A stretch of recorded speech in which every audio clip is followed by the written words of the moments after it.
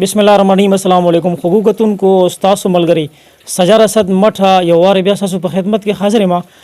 ملګرو علاقه دا مټه مولخیل او محله دا سرحد کلی یو داسې ملګری په کور کې موجود یم چې په کم کور کې هر طرف ته جړاګانې دي، ماشومان هم جاړي او چې کوم مشران دي هغوی هم په جړا باندې سر دي. ملګرو دا ملګری تاسو ما سره په دغه څنګ کې وینئ، پرویز نوم لري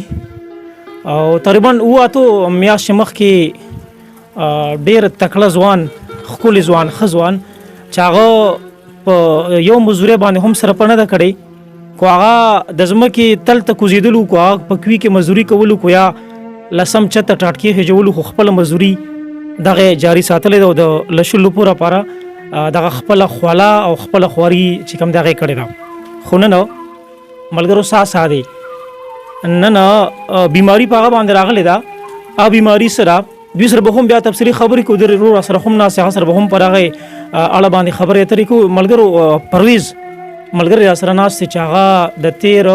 اوه میاشتې راسي هغه پر هغه کټ کې پروت دی او څو ورځو کې ورته ډاکټرانو ویلي دي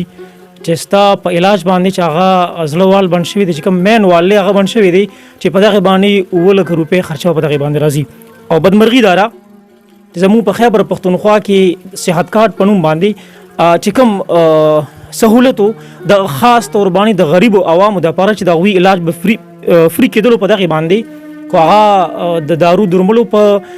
شکل کې به و، کو هغه به د اپریشن په شکل کې و، خو هغه دغه غریبانو سره چې کوم دی دغه صحت کارت په وجه باندې به هغوی سره دغه کومک کېدلو، خو څو میاشتې وړاندې دغه صحت کارت هم بند شوی دی. دا ملګری چې کوم دی هغه ډاکټرانو وینا چې څومره پوري توګه باندې د دې علاج وشي او دغه علاج د هغه چې دی به اپریشن کیږي. ملګرو په دغې باندې 7 لکه روپۍ خرچه راځي چې هغه د دې غریب د وس نه بهر ده. یو ملګری سره ناست هغه هم په دغې حواله باندې خبرې اترې کوو چې نور تفصیل د بیمارۍ په حواله باندې راته هغه ووایي. یاره ټیم خو دې چې اټیک د باندې دا 2-3 میاشتې وشي دی موږ ته سخت شوی و، موږ ته پته نه وه، دم غږ نه کولو او بس موږ هم مزدور کار یو دیاړي مار یو، بس سهار به ووتو ماښام به رالو، بیا اخره کې دی چې کله دغه شو نو بل ور مې بوته جرنیلي اسپتال ته ایمرجنسي ته شپې مې بوته. هغې راته ووایي چې یاره داسې کار دی چې دا زموږ د وس کار نه موږ تاسو سره نور هیلپ نشو کولی، د دې ځای پورې تاسو سره منډه ووهله، نور تاسو لاړ شئ پیسې راوړئ چې اپریشن درله وکړو. بس نور موږ نور دا خبره ته وکړو پیسې نو ما څونه پیسې پرې وړم وي چې 7 لکه روپۍ وي، نه مې 7 لکه موږ سره خو 3,000 روپۍ هم د بل نو سره قرض کړي نو دلته پرې رالو،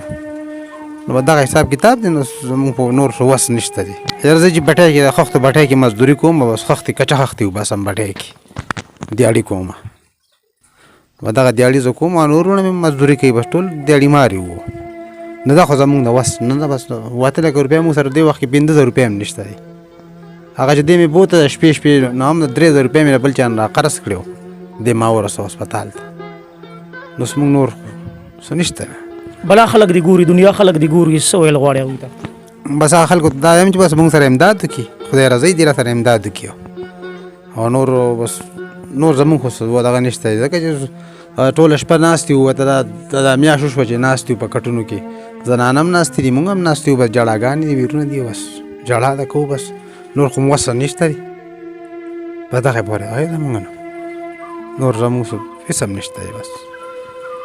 سشتم نه چې سړی ولا خرڅ کړي که نه، کالي هم نشته دی سړی خرڅ کړي، نور هم څه داسې نشته دی چې سړی خرڅ کړي لکه رور خو وي که نه، زموږ چې زموږ د رور د زندګي بچ شي خو وس هم نشته دی. بس دغه ناست یو، بس ښځې هم جاړي او موږ هم جاړو، واړه هم جاړي، بس ټوله شپه ورځ ناست یو. پرویز ورکې څه ویل به غواړئ؟ زما ویل خو دغه چې 8 میاشتې زه بیمار یم، هېڅ د رقم نه لګي، کله یو خوا منډې وو کله بل خوا، د پېښور قریب را سره نشته دی او دغه بیماري زما زیاته شوې ده. یو څو ورځې شو چې بس پاسې مې په 2-3 کسه باندې او خپه مې وړم، خو ځکه چې بیماري مې سخته ده، روپۍ درک را سره نه لګي، دارونه مې هم کمزوري دي، نور هم داسې مدن زموږ نشته چې پټې خرڅ کړو یا چینچي خرڅ کړو یا موټر خرڅ کړو.